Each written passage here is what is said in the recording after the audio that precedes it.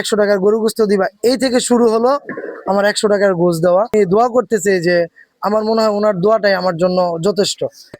গরিবের বন্ধু আলম গোস্ত বিতান, এখানে 100 টাকা গোস্ত বিক্রি করা হয়। আপনি দেখতে পেয়েছেন সামনে, দেখছেন আপনার এখানে 100 টাকা গোস্ত বিক্রি করা হয়। চলেন যে দোকানে ওনার আছে তার সাথে কথা বলি।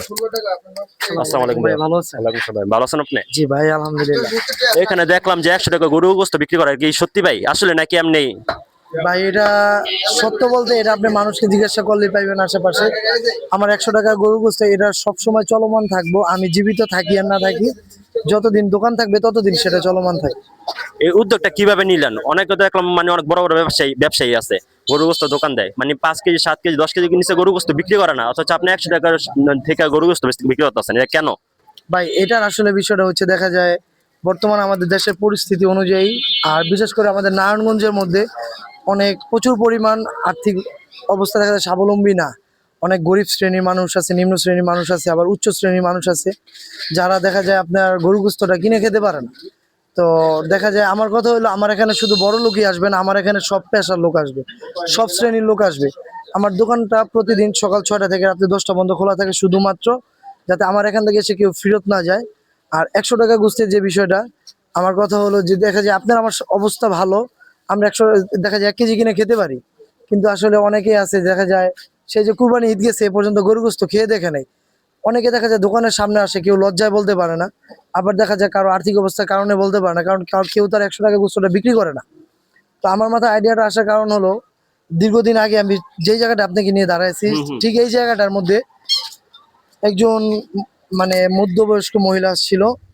তো উনি আমার কাছে ছিল ভিক্ষা নেওয়ার জন্য। তো আমি ওনাকে ভিক্ষা দেওয়ার পরে প্রায় আমি 4-5 জন কাস্টমার আমি এখান থেকে গোস্ত দেওয়ার পর উনি দাঁড়ায় আছে। তো তখন আমি তাকে জিজ্ঞাসা করলাম যে মা, আপনি কিছু বলবেন আমাকে? তখন দেখা যায় উনি আমাকে মানে কিছু বলার আগে উনি কান্না করে দিল। তো আমি ওনাকে বললাম, আপনি রিল্যাক্স হন, আপনি কান্না কেন করতেছেন?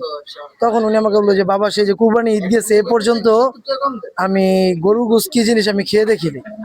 তো আমি তখন তাকে বললাম যে মা, আপনি কান্না থামান, আর আপনার কিছু যদি বলার থাকে আপনি আমাকে বলেন। তখন উনি বলল, বাবা তুমি কি আমাকে 100 টাকার গরু গোস্ত দিবা? এই থেকে শুরু হলো আমার 100 টাকার গোস্ত দেওয়া। তো যখন আমি ওনাকে তেল হাড্ডি ছাড়া 100 টাকার গোস্তটা দিলাম, তখন উনি কান্নারত অবস্থায় খুব অন্যরকম ভাবে, মানে একটা মানুষ যখন ভেঙে পড়ে কষ্টে বা খুশিতে, মানুষের একটা খুশির কান্নাও আছে। তো আমার মনে হয় যে উনি এরকম ভাবে মানে কান্না করতেছে, আর এরকম ভাবে উনি দোয়া করতেছে, যে আমার মনে হয় ওনার দোয়াটাই আমার জন্য যথেষ্ট। ভাই আপনার এখানে 100 টাকা গোস্ত কিনতে আসলে নারায়ণগঞ্জে যে কোনো প্রান্ত থেকে আইতে পারে মানুষ। 100 টাকা গোস্ত অবশ্যই মানে অনেক গোস্ত খেতে মনে চায়। তো আপনি মানে কোথায় আসা লাগবে একটু পুরো লোকেশন একটু বলে দিতেন তো খুব ভালো হতো। আপনার এটা হলো নারায়ণগঞ্জ পঞ্চবটি, ধর্মগঞ্জ ভিতরের পাকা পুল, সাইফুল মার্কেট, জোড়া পুল বললে অনেকেই চিনে। আপনাদের পঞ্চবটি থেকে যদি এখন যে কোনো অটোওয়ালা বা মিশুকালাকে আপনি বলেন যে আমরা ভিতরের পাকা পুল গোস্তের দোকানে যাব বা আলম গোস্ত বিতানে যাব, আপনি এই কথা বললে আপনাকে আইনা এখানে নামাই দিবেন ইনশাল্লাহ। তো আপনারা পুরো লোকেশন বলতাছি, আপনারা নারায়ণগঞ্জের যে প্রান্ত থেকে আসেন প্রথম পঞ্চবটি আসবেন, আসার পরে ভিতরে ধর্মগঞ্জ আসবেন, আলম গোস্ত বিতার, এখানে আসলে ইনশাল্লাহ আপনাদের বললে আপনাদের অটোওয়ালা আসায় পাঠা